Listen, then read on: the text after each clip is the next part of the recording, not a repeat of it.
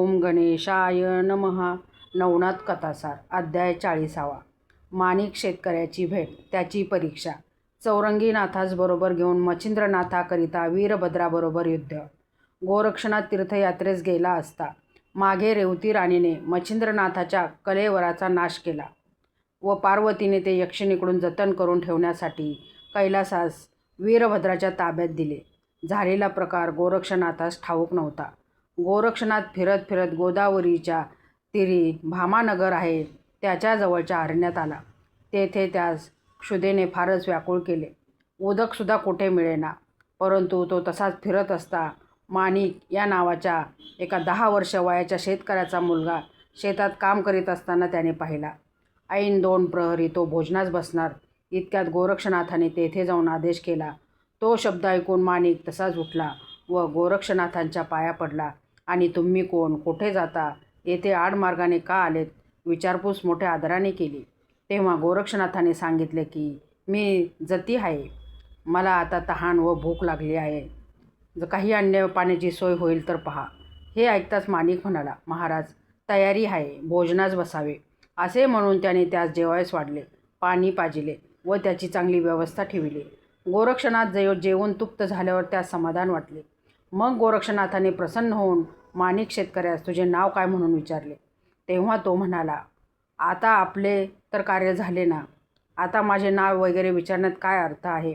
कार्य साधून घेण्यासाठी प्रथम सर्व विचारण्यात करवायची जरुरी असते. पण आता ही चौकशी निरुपयोगी.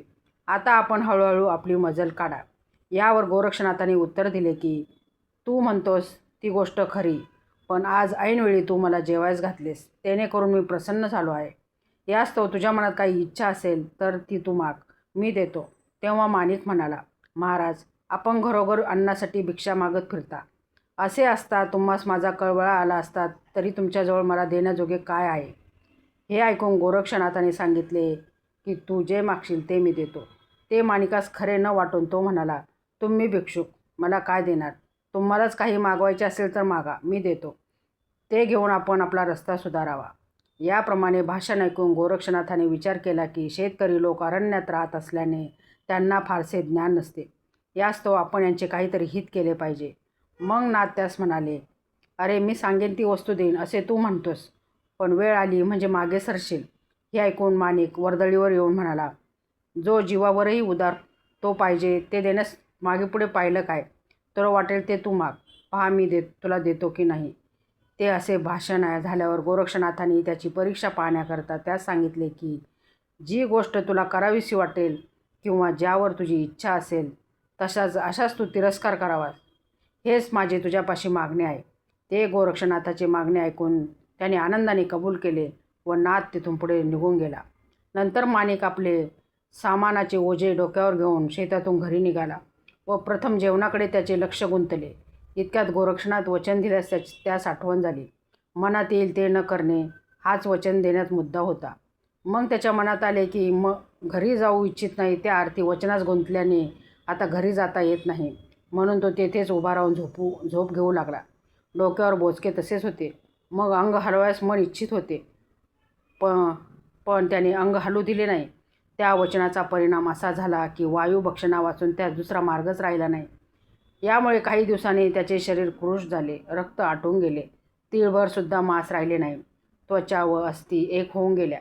असे झाली तरी तो रामनामस्मरणाचा करीत एका जागी लाकडाप्रमाणे उभा राहिला. इकडे गोरक्षनाथ फिरत फिरत बद्रिकाश्रमास गेला. तेथे बद्रिकेदाराच्या पाया पडून चौरंगीनाथाची काय स्थिती आहे ती पाहावयास गेला. त्याने गुहेच्या दाराशी शिळा काढून आत पाहिले तर चौरंगीने सर्वांग वारुळाने वेष्टून टाकलेले, मुखाने रामनामाचा ध्वनी चाललेला अशी त्याची अवस्था दिसली. ती पाहून गोरक्षनाथ हळहळला. त्याने त्याच्या अंगावरचे सर्व वारूळ काढून टाकले आणि त्याच्या शरीराकडे पाहिले. तपसामर्थ्याने त्यास हातपाय फुटलेले दिसले. मग गोरक्षनाथ आलो आहे असे बोलून त्याने चौरंगी सावध केले व बाहेर घेऊन आल्यावर त्याच्याकडे कृपादृष्टीने पाहताच त्यात चांगली शक्ती आली. तेव्हा चौरंगीनाथ गोरक्षनाथाच्या पाया पडला व मी आस्थानात झालो असे त्याने बोलून दाखविले. मग गोरक्षनाथाने खाण्यापिण्याची कशी व्यवस्था झाली म्हणून विचारपूस केली. तेव्हा त्याने उत्तर दिले की मला माहीत नाही, ती ते चामुंडा सांगेल. मग तिला विचारल्यावर ती म्हणाली, आम्ही रोज फळे आणून देत होतो, परंतु चौरंगीचे लक्ष वर शिळेकडे असल्यामुळे त्याने ते भक्षण केले नाहीत. इतके बोलून चामुंडेने फळाचे पर्वताप्रमाणे झालेले ढीग दाखविले. ते पाहून गोरक्षनाथास विस्मय वाटला. त्याने चौरंगीच्या तपाची फारच वानाखणी केली व आपला वरदहस्त त्याच्या मस्तकी ठेवला. मग तो त्यास घेऊन बद्रिकेदाराच्या देवालयात गेला. तेथे उमारमनास जागृत करून चौरंगीस भेटविले. नंतर गोरक्षनाथाने 6 महिने तेथे राहून चौरंगीनाथाकडून विद्याभ्यास करविला व शास्त्रविद्येत त्यास आशीर्वाद दिले. नंतर द्वारेश्वरास वंदन करून गोरक्षनाथ चौरंगीनाथास घेऊन निघाला आणि वैदर्भ देशात उतरून कौंडण्यपुरास गेला. तेथे चौरंगीनाथास आपल्या आईबापास भेटून येण्यास सांगितले. त्याने तुझे हातपाय तोडले म्हणून तो आपला प्रताप त्या दोघांस दाखव, असेही गोरक्षनाथाने सुचवले. त्या आज्ञेप्रमाणे चौरंगीनाथाने भस्म मंत्रून ते राजाच्या बागेकडे फुंकिले. ते वातास्त्र सुटताच बागेत जे 1600 माळी रखवालीस होते ते सर्व वादळ सुटल्यामुळे आकाशात उडून गेले. मग वातास्त्र काढून घेताच ते सर्वजण खाली उतरले. त्यातून कित्येक मूर्छना येऊन पडले, कित्येक पळून गेले. कित्येकाने जाऊन हा बागेत झालेला प्रकार राजाच्या कानावर घातला. तेव्हा सर्व विस्मयात पडले. मग हे कृत्य कोणाचं आहे याचा शोध करण्याकरता राजाने दूतास पाठविले. ते दूत शोधाकरिता फिरत असता त्यांनी पाणवठ्यावर या उभयनाथास बसलेले पाहून राजात जाऊन सांगितले की महाराज, पाणवठ्याशी 2 कानफडे गोसावी दिसत आहेत. ते महातेजस्वी असून त्यांच्याजवळ काहीतरी जादू असावी असे दिसते. दूताचे भाषण ऐकून राजाने विचार केला की हे गोरक्षनाथ व मच्छिंद्रनाथ असतील. त्यास आपण शरण जावे, नाही तर हे नगर पालथे घालून ते सर्वांचे प्राण संकटात पाडतील. मग तो आपल्या लव्या जमानिशी त्यास सामोरा गेला. तेव्हा आपला प्रताप दाखवण्याची गोरक्षनाथाने चौरंगीनाथास आज्ञा केली. त्या अन्वये त्याने राजाबरोबर आलेल्या सैन्यावर वातास्त्राची योजना केली. त्या क्षणीच राजासह वर्तमान सर्व लोक हत्ती, घोडे, रथास आकाशात उडून गेले. त्यामुळे सर्व भयभीत होऊन त्यांची प्रार्थना करू लागले. मग गोरक्षनाथाच्या आज्ञेवरून चौरंगीनाथाने पर्वतास्त्र सोडून वातास्त्र परत घेतले. तेव्हा सर्वजण पर्वतास्त्राच्या आश्रयाने हळूहळू खाली उतरले. मग गोरक्षाच्या आज्ञेने चौरंगी आपला पिता जो शशांक राजा त्याच्या पाया पडला व आपण पुत्र असल्याची त्याने ओळख दिली. ओळख पडताच राजाने त्यास पोटाशी धरले. नंतर राजा गोरक्षनाथाच्या पाया पडला. मग त्या उभयतांची चौरंगीच्या प्रतापाविषयी भाषणे झाली. इतक्यात चौरंगीने वज्रास्त्र सोडून पर्वतास्त्राचा मोड केला. थोड्या वेळात राजाने घरी येण्याबद्दल गोरक्षनाथासाठी आग्रह केला. पण चौरंगीने राजास सांगितले की तुझ्या घरी आम्ही येणार नाही, कारण सावत्र आईच्या कपटी बोलण्यावर विश्वास ठेवून तू माझे हातपाय तोडलेस. असे बोलून मुळारंभापासून खरा घडलेला वृत्तांत त्याने सांगितला. त्या समयी आपली भुजावंती स्त्री जारिणी आहे असे समजून राजास तिचा अत्यंत राग आला.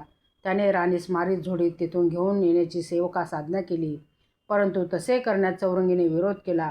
घरीच तिला शिक्षा करावी असे त्याचे मत पडले. मग त्या दोघांस पालखीत बसून राजा आपल्या वाड्यात घेऊन गेला. तेथे राजाने राणीचा अपराध तिच्या पदरात घालून तिला शिक्षा केली व घरातून घालवून दिले. नंतर गोरक्षनाथाने राजाची सांत्वन करून दुसरी स्त्री करण्याची आज्ञा केली व आपला वरदहस्त त्याच्या मस्तकावर ठेवून वंश वाढेल असा आशीर्वाद दिला. तेथे गोरक्षनाथ 1 महिना राहून चौरंगीनाथास घेऊन पुढे निघून गेला. कौंडण्यपूर सोडल्यानंतर ते फिरत फिरत प्रयागास गेले. तेथे स्नान करून शिवालयात देवाचे दर्शन घेतल्यावर नंतर पूर्वीच्या गुरुविनेस बोलून गोरक्षनाथाने तिला गुरुच्या देहाबद्दल विचारले. तेव्हा ती भयभीत होऊन थराथरा कापू लागली, अडखळत बोलू लागली. ती त्याच्या पाया पडली व म्हणाली, महाराज, रेवती राणीने मला धमकी देऊन विचारल्यावरून मी खरी गोष्ट तिच्यापाशी सांगितली. गुरुच्या देहाची काय व्यवस्था झाली आहे ती प्रत्यक्ष जाऊन पाहावी असा जेव्हा तिच्या बोलण्याचा आशय दिसला तेव्हा गोरक्षाच्या मनात संशय उत्पन्न झाला.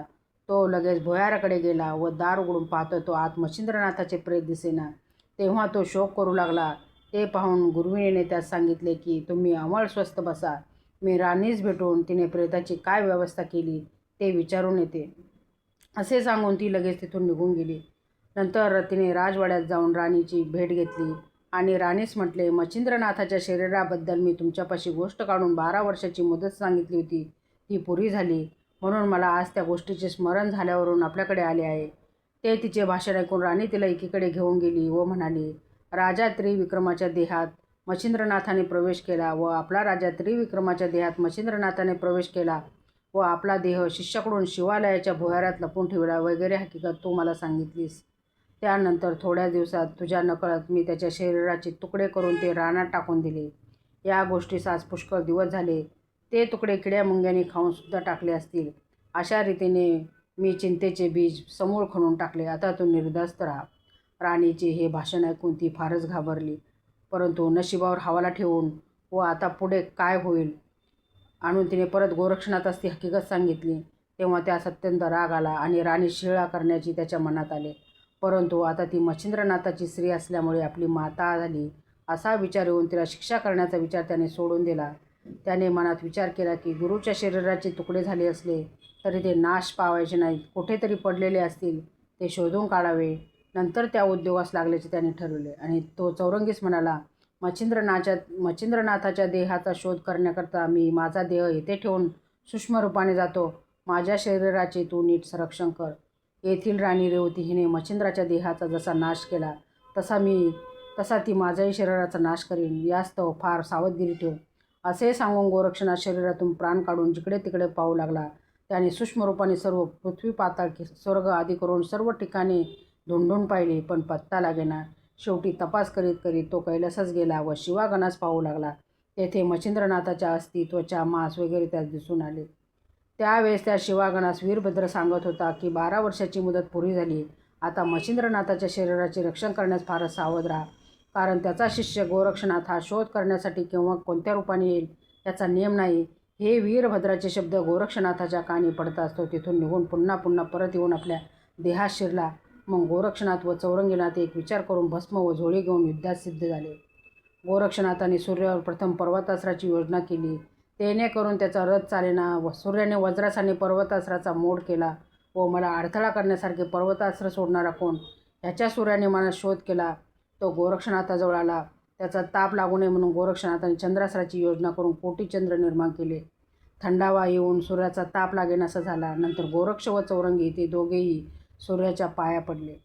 ह्यावेळेस मला हैराण करण्याचे कारण कोणते म्हणून सूर्याने विचारल्यावर गोरक्षनाथाने सांगितले की मच्छिंद्रनाथाचा देह शिवगणांनी कैलासास नेला आहे. यास्तव आपण मध्यस्थी करून तो आमच्या हातात येईल असे करावे, म्हणजे आपले मोठे उपकार होतील. गोरक्षनाथाचे ते भाषण ऐकून शिष्टाई करण्याची कबूल करून सूर्य कैलासास गेला. त्याच पाहता शिवागणांनी त्याच्या पाया पडून येण्याचे कारण विचारल्यावर गोरक्षनाथाकडून मध्यस्थीचे काम घेऊन आलो आहे असे सांगून सूर्याने त्यास मच्छिंद्रनाथाचे शरीर परत द्यावे म्हणून फारच सुरस बोध केला व गोरक्षनाथाचा प्रतापही वाना केला.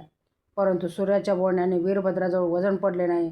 त्याने उत्तर दिले की मच्छिंद्रनाथाने आम्हास अत्यंत त्रास देऊन दुःखे भोगाव्यास लावून आमचे प्राणसुद्धा धोक्यात घातले. असा शत्रू अनायासे आमच्या तावडीत आलेला असल्याने प्राण गेले तरी आम्ही त्यास सोडून देणार नाही. जर गोरक्ष युद्ध करील तर त्याचेही मच्छिंद्रप्रमाणे अवस्था करू.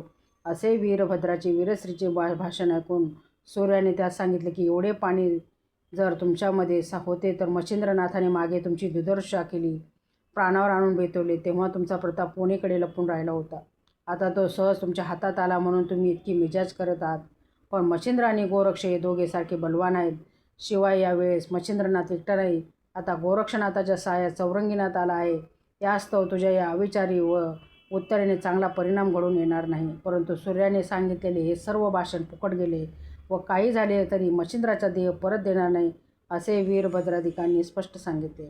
मग सूर्याने त्यास सांगितलं की तुम्ही आता इतके करा की हे युद्ध कैलासास न होता पृथ्वीवर होऊ द्या. कैलासात झाले तर कैलासाचा चुराडा होऊन जाईल असे सांगून सूर्य तिथून निघून गेला.